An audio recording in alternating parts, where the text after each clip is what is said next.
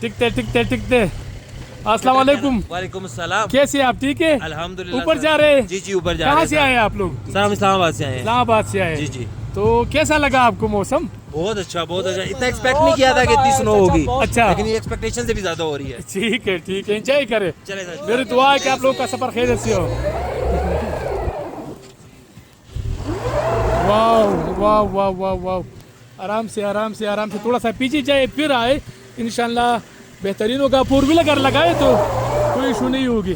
4 wheel लगाए फिर आपका मसला जो है ना वो हल हो जाएगा। ये देखिए 4 व्हील गाड़ी की ये मज़े है। अगर आप 4 व्हील नहीं लगाते तो फिर यही सूरत हाल होगा। ये एक और गाड़ी भी आ रही है, ये देखिए।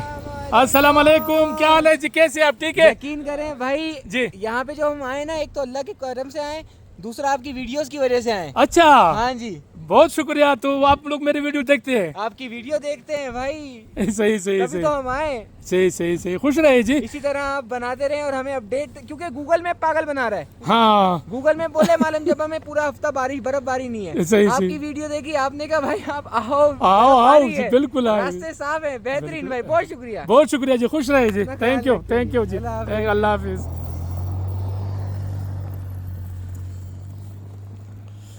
ये सूरत हाल है।